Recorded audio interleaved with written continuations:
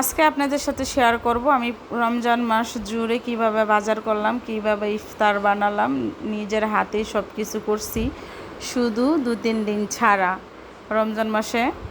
তো আসসালামু আলাইকুম, সবাই কেমন আছেন? আশা করি সবাই ভালো আছেন। আলহামদুলিল্লাহ আমি তো ভালো আছি। তো দেখলেন তো তরমুজ আর টমেটো কিনে ওই তরমুজের দোকানে রেখে আসছি, বড় একটা তরমুজ কিনছি। তারপরে শশার দোকানে চলে আসছি, এখানে শশা কিনবো, কিছু ধনিয়া পাতা, পুদিনা পাতা আর হলুদ কাঁচামরিচ কিনবো এখানে। তো আমি শশাগুলো সুন্দর করে একটা একটা করে বেছে নিতেছি, এই যে দেখেন কত সুন্দর করে। আর এখানে যে পুদিনা পাতাও দেখে দেখে কিনতেছি। তো ওগুলো কেনাকাটা শেষ, আবার একটু সবজি কিনবো। 2টা দুন্দুল নিছি, বেশি না, যেহেতু সবজি একদমই অল্প রান্না করবো। আর 250 গ্রাম হলো করলা নিছি।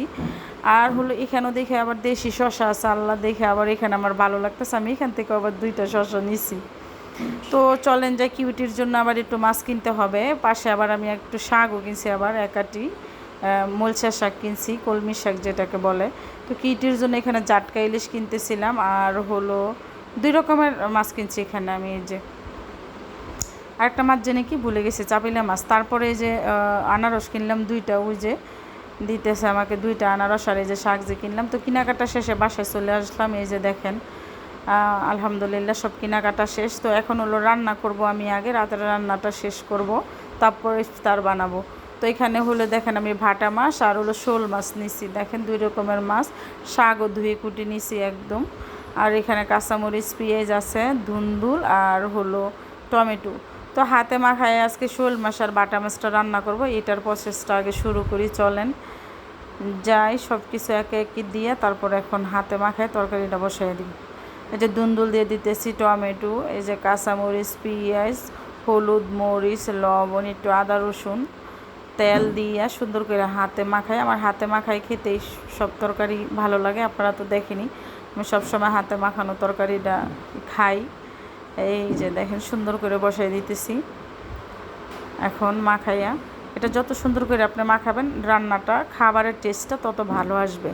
তো অল্প একটু পানি দিতেছি, এই যে দেখেন, কারণ দুন্দুল থেকে টমেটো থেকে তো পানি বের হবে, সেজন্য আমি অল্প একটু পানি দিয়া, মানে অল্প, মানে আমার পরিমাণ মতো আমি পানি দিয়ে বসাই দিছি। আর তেল ছাড়া আজকে একটু খাট্টা রান্না করব, তেল ছাড়া, মাছ ছাড়া। এই যে দেখেন হলুদ, মরিচ, ক্রাশ করা আদা, রসুন দিয়া, সরি থুকো আদা না, রসুন আর পেঁয়াজ দিয়া এই যে বসাই দিলাম পানি দিয়ে। এটা কিছুক্ষণ সিদ্ধ করে নিব, তারপর আবার পানি দিয়া, ডাল ঘুটনি দিয়ে পানি দিয়ে নিব। তো এই যে দেখেন সিদ্ধ হয়ে গেছে একদম পারফেক্টলি, আর এটাও বলক চলে আসছে। 2টা তরকারি একসাথে বসাই দিছি পাশাপাশি। তো এই যে দেখেন ডাল ঘুটনি দিয়ে এটা আমি সুন্দর করে একদম ঘুটে নিতেছি, ঘুটে নিয়ে এখন এটাতে জল দিয়ে দিব পরিমাণ মতো। এই যে দেখেন কত সুন্দর। তো আমার হলো এই যে দুন্দুল তরকারিটার, মাছ তরকারিটা হয়ে গেছে ধনিয়া পাতা দিয়ে। এখন আমি এটা নামাই আমার ঐতিহ্যবাহী ওই শাক তরকারি বসাইয়ে দিব। এই যে দেখেন এটা আমি যেভাবে খাই, মানে তেল ছাড়া আর কি, তেল ছাড়া ম্যাক্সিমাম তরকারি আমি খেতে পছন্দ করি আর খাইও, আপনারা তো দেখেনি। তো শাকটাও আমার হয়ে গেছে, আর আমার হলো যে ধনিয়া পাতা দিছি, খাট্টাটাও হয়ে গেছে, মানে টক তরকারি হয়ে গেছে। মানে ইত্যাদির প্রসেস করব, চলেন যাই।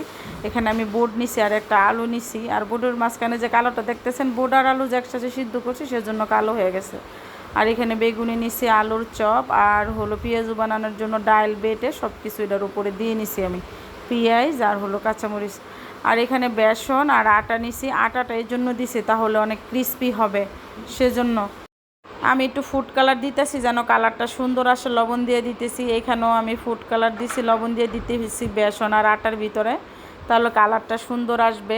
আর হলো একটু দিলাম, ওই যে কী জানি বলে ওটাকে, একটু বেকিং সোডা দিলাম যাতে ফুলে।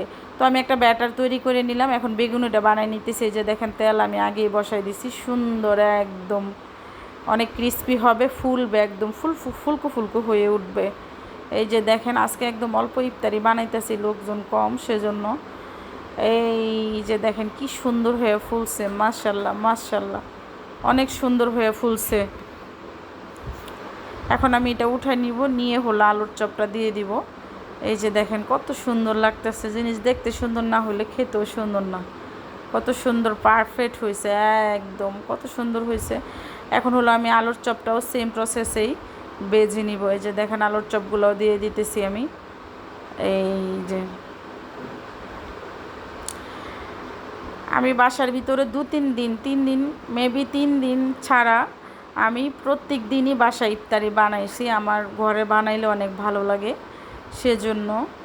তো এই যে দেখেন উঠাই নিতেছি, আলুর চপটা উঠাই নিতেছি, অনেক সুন্দর হয়েছে দেখতে, অনেক সুন্দর লাগতেছে, ক্রিস্পি ক্রিস্পি একটা ভাব দেখতেই আছেন আপনারা, কত সুন্দর লাগতেছে। তো এখানে ছোট্ট একটা ট্রিক্স দিয়ে আপনাদেরকে, এই যে আমি ডালটা বেটে নিছি, মসুরির ডাল আর মুগের ডাল একসাথে, এটার ভিতরে যে একটু বেসনের ব্যাটার যে ছিল, আটার আর বেসন, এটা আমি দিয়ে দিছি একসাথে মিক্স করে দিলে কি হয়, এটা ছড়ে না জিনিসটা, একটা ক্রিপসিনেস একটা ভাব আসে এবং জিনিসটা ছড়বে না, তেলটা অনেক ফ্রেশ থাকবে এবং ক্রিস্পি ক্রিস্পিও হবে। ঠিক আছে, দেখেন কত সুন্দর ছড়ে নাই কিন্তু, দেখছেন কত সুন্দর স্মুথলি। আপনারা এইভাবে চাইলে বানাইতে পারবেন। পেঁয়াজুটা, এই যে পেঁয়াজু বসাই দিছি, কিন্তু একটা গাড়তেরা আছে, এটা উল্টে না, সব জায়গায় কোনো না কোনো গাড়তেরা থাকে পেঁয়াজু। তো এই যে শেষ আমার পেঁয়াজুটা, ওখানে একটু হোক, এখানে আমি হলো বোটটা রান্না করব। তো এখানে আদা রসুন পেঁয়াজ দিয়ে ওইটা আমি বাগারে বসাই দিব, আর এখানে হলুদ মরিচ জিরা তেজপাতা আর হলো দারচিনি নিছি একসাথে, এখন পানি দিয়ে দিছি, পানি দিয়া ওই আদা রসুনটা মানে হলো যে বাগার দিব ওখানে দিয়ে দিলাম, ঢেলে দিলাম, এটা সুন্দর করে এখন কষাই নিতেছি। কষানো হয়ে গেছে, দেখেন তেলটা বের হয়ে গেছে। এখন আলুটা আমি সুন্দর করে হাতের সাহায্যে ভেঙে নিতেছি, কারণ তাহলে একটু আঠালো হবে, ঘন হলে একটু ভালো লাগবে খেতে। এই যে একটু জল দিয়ে এখন বসাই দিলাম। আমি একটু মশলা দিয়ে খেতে পছন্দ করি, ছোলা না হলে আমার কাছে ভালো লাগে না।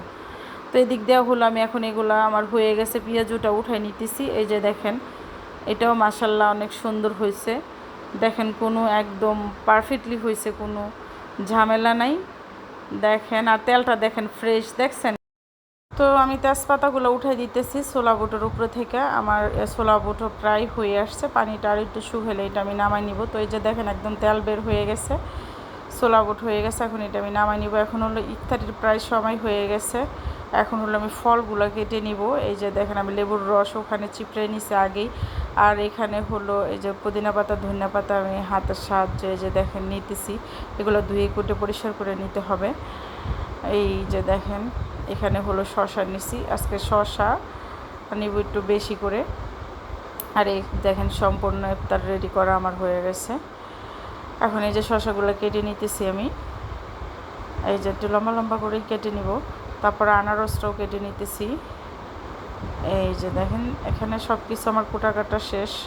এখন হলো এই যে তরমুজটা তো মাশাআল্লাহ অনেক বড় ছিল, এই যে দেখেন আলগাইতে পারতেছিলাম না, এত বড় আর এত ওজন ছিল, এটা আমি অনেক কষ্ট হয়েছে। মাঝখানটা উনি একটু কাইটটা দিছিল দেখা একটু সহজ হয়েছে, না হলে আরও কষ্ট হইতো। মাশাআল্লাহ অনেক সুন্দর হয়েছে, অনেক সুন্দর হয়েছে। দেখেন তরমুজটা অনেক ভালো ছিল, আমি তো বলবো এটা ডায়মন্ড ডায়মন্ড ডায়মন্ড কাটতেছি। মোটামুটি এখন দাম কমছে, তারপর অনেক দাম আছে, এখন বড় তরমুজের অনেক দাম। তো এই যে ফলগুলোও কাটা শেষ আমার, এখন হলো সব পরিবেশন করার পালা। তো রান্নাঘরের সব কাজ শেষ করে ইফতারের সময় হয়ে গেছে, এই যে দেখেন বসে আছে সব কিছু নিয়ে। তো আলহামদুলিল্লাহ সব রেডি। তো পুরো রমজান মাস জুড়ে আমি কিভাবে রান্না করলাম, ইফতার রেডি করলাম, সেটাই আপনাদের সাথে শেয়ার করলাম। তো সবাই ভালো থাকবেন, আল্লাহ হাফেজ।